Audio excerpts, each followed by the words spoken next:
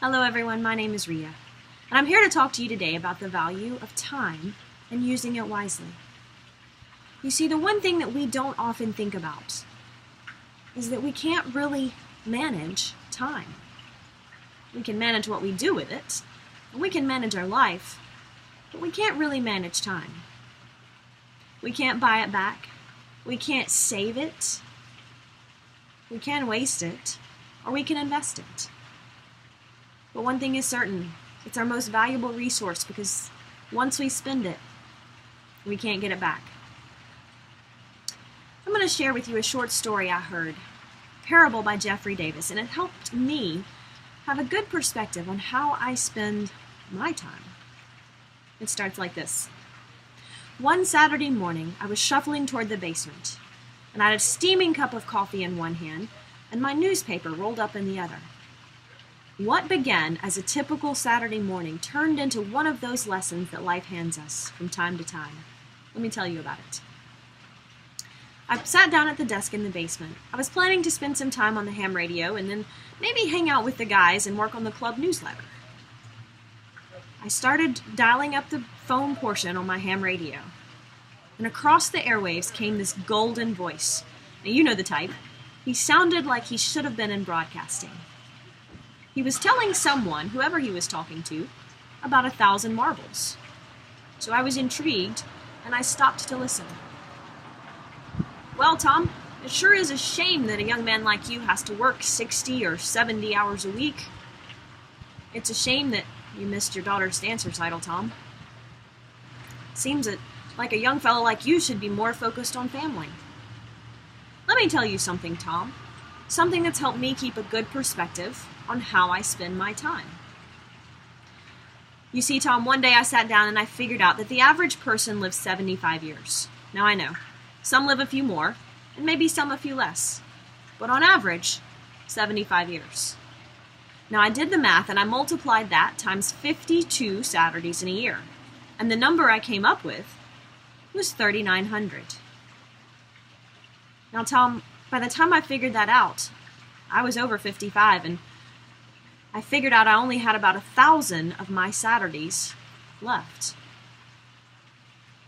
So I went out to the toy store. Now, it took me 3 trips, 3 different toy stores, but I found this big bag of glass marbles.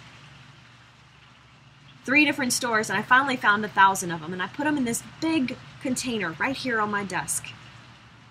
And Tom, every morning I get up, and I take one of those marbles out, and I throw it away.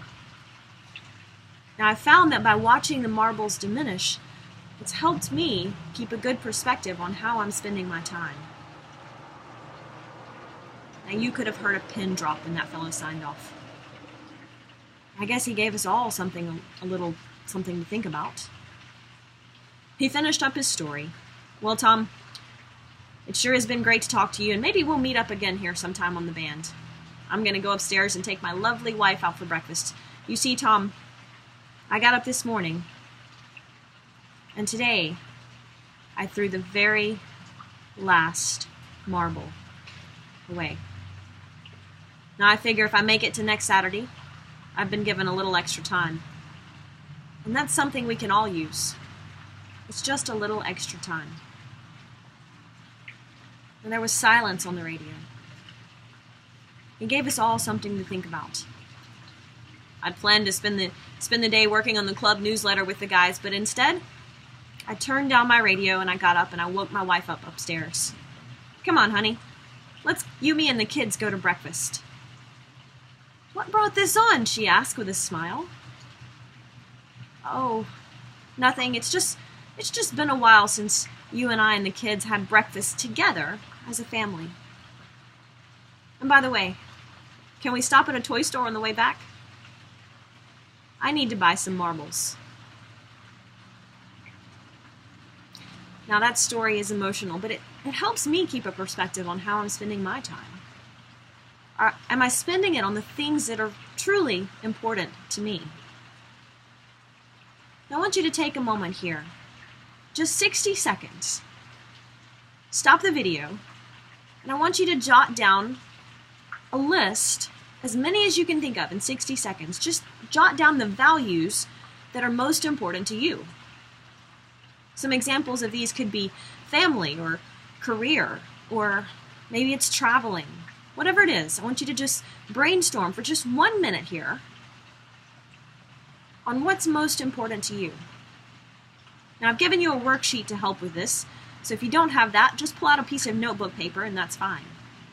Stop the tape and go through that. 60 seconds, that's all, no more. Because whatever comes to mind first is what's most important. Okay, good. Now you should have a list of the values that are most important to you. Some things might be time with family or time with friends or making a difference in the lives of others. Now I want you to close your eyes here. I want you to imagine it's your 80th birthday and all of your family and friends are gathered around you. They're having a birthday party and they're celebrating you and your success in life. You got your eyes closed. Now I want you to imagine here, what are the things that they are saying about you and your life? Will they say, he spent too much time at work? Or will they say that family was more important to him and he showed it? Maybe they'll say that you touched the lives of others and made them better. Good. Now you can open your eyes. Now jot down what you heard them say based on your life today, right now. And then I want you to ask yourself this important question. Is what you imagine them saying what you want them to say? Does your life right now reflect what's most important to you? Now, only you know the answer to that question. Only you know. So, on the worksheet I've given you, it's also got some information on a mission statement. And this is something that I use that helps me guide some of those decisions about how to spend my time. It's my most important resource. I want to spend it wisely. Now, if you already have a personal mission statement, that's okay. Pull it out and review it. Does it really, truly still reflect who you are? Now, if you don't have one, that's okay too. I've given you the worksheet, and you can go through and identify or start to draft a personal mission statement for you. Now, the thing about mission statements, there's no wrong way to do it. There's no right way to do it. It just has to really represent who you are and what's important to you. Use the list of values that you brainstormed on, and use that to drive what's on your mission statement. Now, I've given you some questions to consider that might help you. Things like, what is my most important role? Maybe it's being a parent. Maybe that's the most important role you have. Maybe it's being a husband or a wife. Only you can decide. Use the list of values and identify those very important roles. And then just start writing.